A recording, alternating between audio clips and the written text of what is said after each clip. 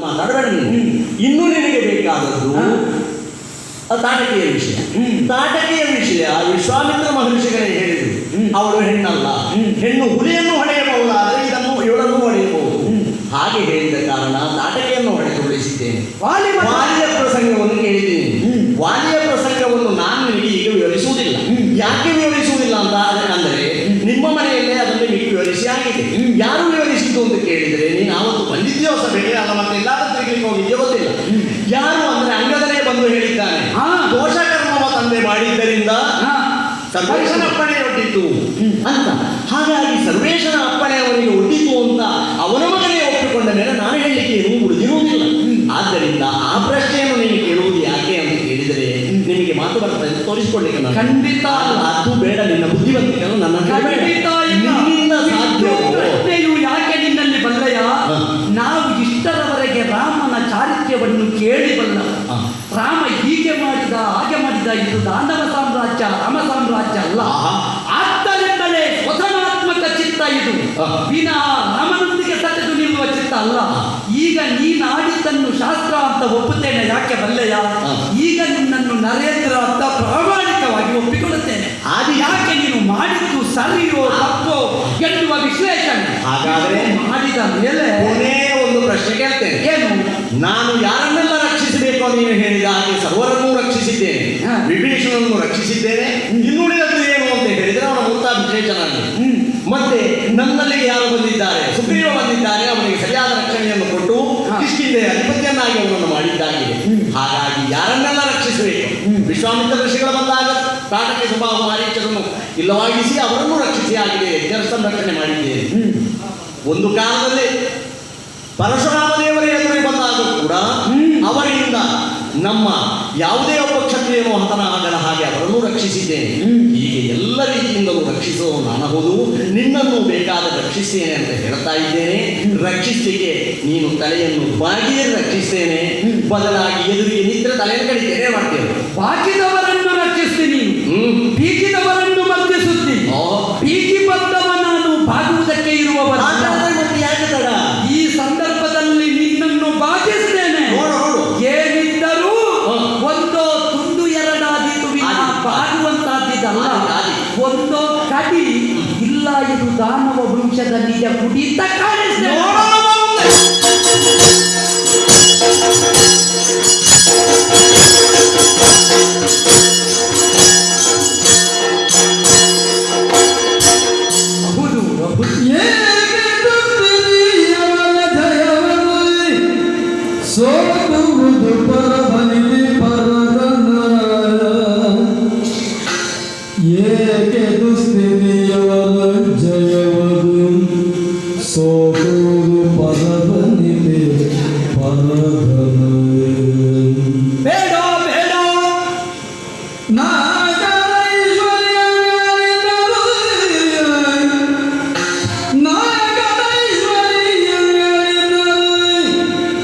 ಈ ಮಗ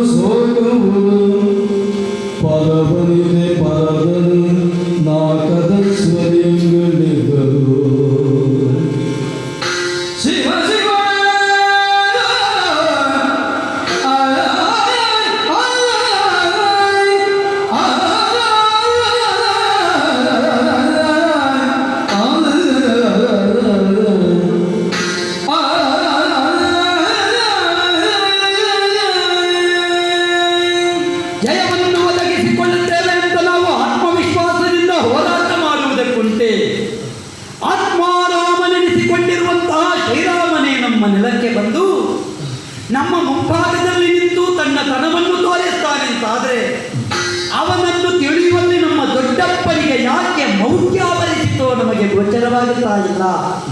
ಇಲ್ಲ ಅಂತ ಇದ್ರೆ ಮನುಷ್ಯ ಮಾತ್ರದಿಂದ ಸಾಧ್ಯವಂತೆ ನಮ್ಮನ್ನು ಗೆಲ್ಲುವುದಕ್ಕೆ. ದೇವರುಗಳು ಕರೆದಾಗ ಬರುವರು, ಹರಬೊಮ್ಮಾದ್ಯರು ನುತಿಸಿದಾಗ ನಮ್ಮ ಅರಮನೆಯಲ್ಲಿ ಕಂಗೊಳಿಪರು. ಹಾಗಿದ್ರೆ ಮಾನವ ಮಾತ್ರನೊಬ್ಬ ಬಂದು ನಮ್ಮಲ್ಲಿ ಹೋರಾಟದಲ್ಲಿ ನಮ್ಮವರನ್ನೆಲ್ಲ ನಿಗ್ರಹಿಸ್ತಾನೆ ಅಂತ ಆದರೆ ಇವನು ಮಾನವನೇ. ಅಸ್ಥಿರವಾದ ಮಾನವ ಸಂಕುಲಕ್ಕೆ ಸುಸ್ಥಿರವಾದ ಅಮೃತತ್ವದ ಹೊಳಪನ್ನು ಕರುಣಿಸುವುದಕ್ಕೆ ಬೇಕಾಗಿ ಬಂದ ಮಾನವ ರೂಪದ ಮಾಧವ ಎನ್ನುವುದು ಸ್ಪಷ್ಟ. ಜೀವನ ಮುಂಭಾಗದಲ್ಲಿ ಜಯ ಪಡೆಯುತ್ತೇನೆ ಅಂತ ನಾವು ಯೋಚಿಸಿದರೆ ಪ್ರಾಪ್ತಿಯಾಗುವುದಕ್ಕುಂಟೆ ಜಯ ಸಿರಿ ಅಂತ ಹೇಳುವುದು. ಸಿರಿಯ ರಸನಿಗೆ ಜಯವಲ್ಲದೆ ಕೇವಲ ದಾನವರ ರಸಗೆ ಜಯವಾಗುವುದಕ್ಕುಂಟೆ. ಹಾಗಿದ್ರೆ ಇದು ಕೇವಲ ಭ್ರಮೆ ಆದೀತು. ರಾಮನಲ್ಲಿ ಗೆಲ್ಲುತ್ತೇನೆ ಅಂತ ನಾವು ಹೋರಾಟ ಮಾಡಿದರೆ ನೀರಿಗೆ ಕಡಿದ ಹಾಗೆ ತುಂಡಾಗುವುದಕ್ಕುಂಟೆ ನೀರು. ಗಾಳಿಯನ್ನು ಹಿಡಿಯುತ್ತೇನೆ ಅಂತ ಹೋದ ಹಾಗೆ ಸಿಕ್ಕೀತೆ ಗಾಳಿ. ವಾಯುತತ್ವ ಜಲತತ್ವ ಇದನ್ನು ಅರಿಯುವುದಕ್ಕೆ ನಮ್ಮಿನ್ನಂತೂ ಸಾಧ್ಯ.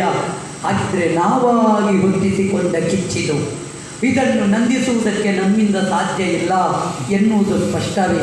ಮನುಜರಲ್ಲ ಇವ ಎನ್ನುವುದು ಸ್ಪಷ್ಟ. ಹಾಗಾಗಿ ನಾನು ಯುದ್ಧಕ್ಕೆ ಬರುವಾಗ ನನಗಿದ್ದ ಲಕ್ಷ್ಯ ಒಂದೇ, ನಮ್ಮ ನಾವೇ ಉದ್ಧರಿಸಿಕೊಂಬುದು. ನಮ್ಮನ್ನು ನಾವು ಉದ್ಧರಿಸಿಕೊಳ್ಳಬೇಕು, ಮತ್ತು ಯಾರ್ಯಾರನ್ನು ಮರೆಹೊಕ್ಕು ಉದ್ಧರಿಸಿಕೊಳ್ಳುವುದಲ್ಲ.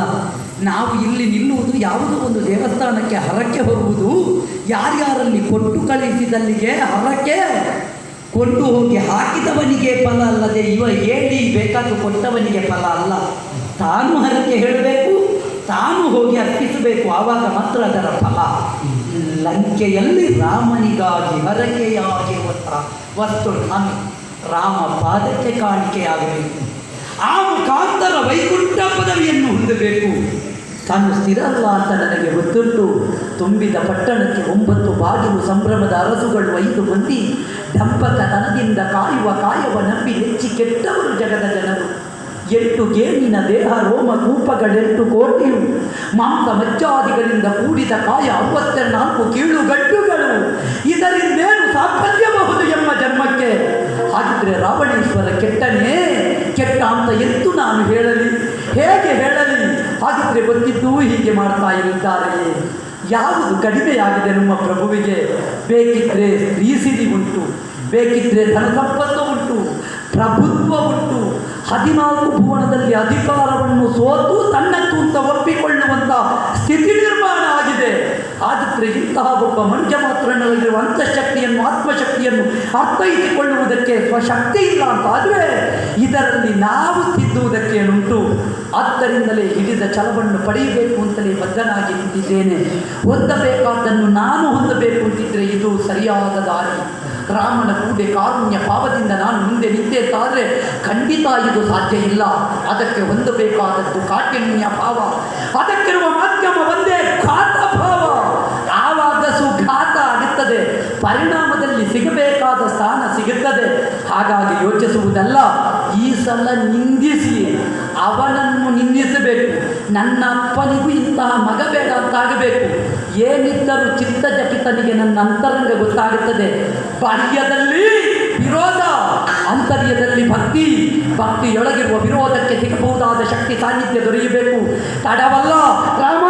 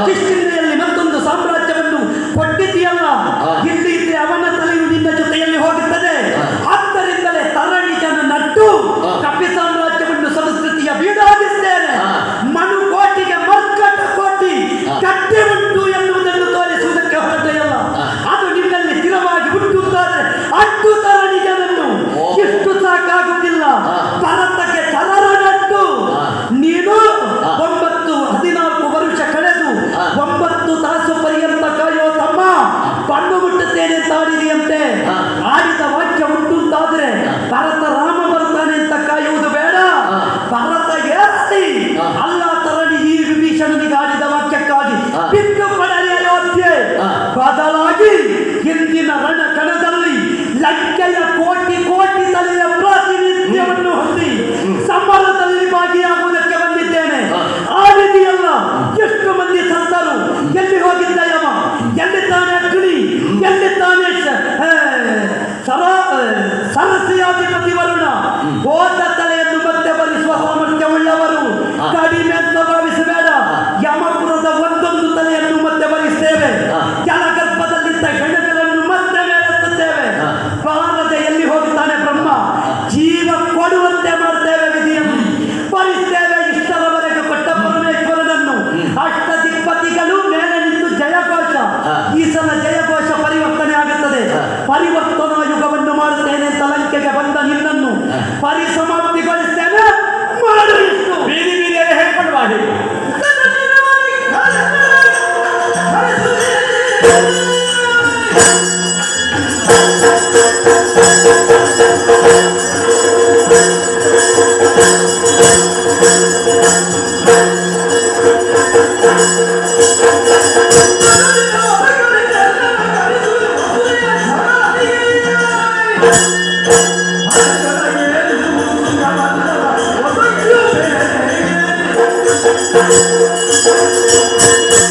ಎಲ್ಲ ವೀರ ರಾಮ, ನೀನು ಹೇಳಿದ್ದನ್ನೆಲ್ಲವನ್ನು ಮಾಡಿಸ್ತೇನೆ, ನಾನು ಬಿಡ್ತೇನೆ ಅಂತ ನೀನು ಭಾವಿಸಬೇಡ. ಓಹೋ, ಆದರೆ ಅದಕ್ಕೆ ಮೊದಲೊಂದು ಕೆಲಸ ಉಂಟು. ಏನು? ದಶಶಿರನನ್ನು ಉರುಳಿಸಬೇಕು ನಾನು. ಓಹೋ, ಆಮೇಲೆ ವಿಭೀಷಣನ್ನು ಕಳುಹಿಸುವುದು ಲಂಕೆಗೆ. ಮತ್ತೆ ಭರತನಲ್ಲಿಗೆ ಜನ ಅಟ್ಟಬೇಕಲ್ವೇ? ಭರತನಲ್ಲಿಗೆ ಜನ ಅಟ್ಟಬೇಕಾದ್ರೆ ನನ್ನ ಸೀತೆಯನ್ನು ನಾನು ಮರಳಿ ಪಡೆಯಲಿಕ್ಕೆ ಉಂಟು. ಆಗ ಸಾವಿರ ಸಾವಿರ ಹೆಣಗಳಲ್ಲಿ ಇನ್ನೂ ಉರುಳಿಕೆ ಉಂಟು ಎನ್ನುವುದನ್ನು ಅರ್ಥ ಮಾಡಿಕೊಳ್ಳಬೇಕು.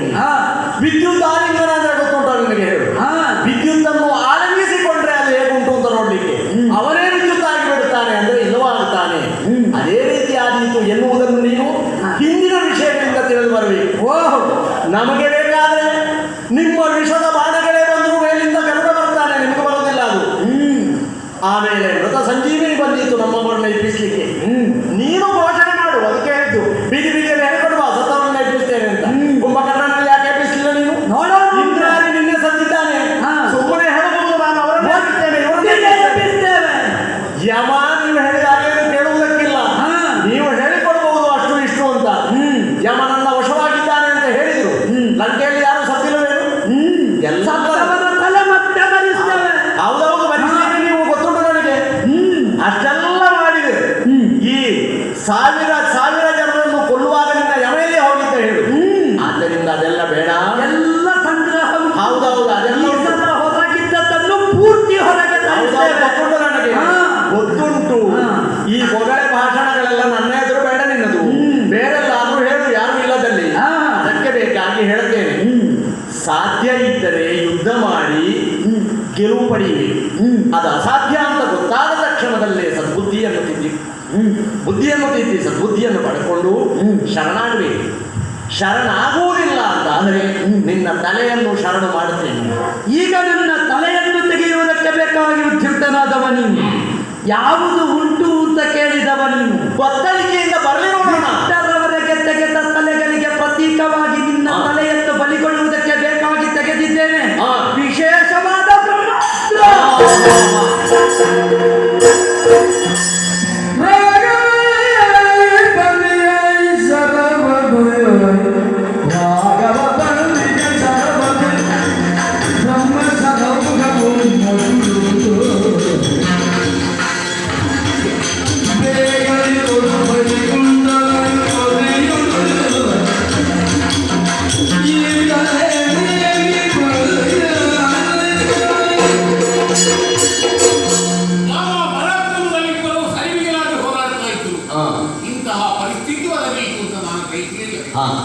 ಅದು ಆ ಹುಡುಗ ಕೈಯಲ್ಲಿ ಬ್ರಹ್ಮಾಸ್ತ್ರವನ್ನು ತೆಕ್ಕೊಂಡಿದ್ದಾನೆ. ಆ ಬ್ರಹ್ಮಾಸ್ತ್ರ ಇಂತ ಬಂದು ಪರಿಗಣಿಸಿತ್ತು ಅಂತ ಯಾಕೆ ನಮ್ಮ ಸೇನೆಯಲ್ಲಿ ಯಾರು ಉಳಿಲಿಕ್ಕಿಲ್ಲ.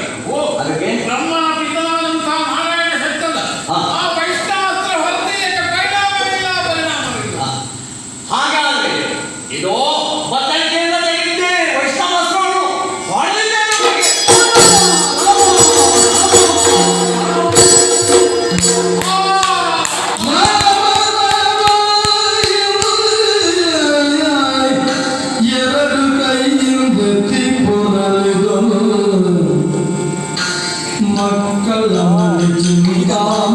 ಅಲ್ಲ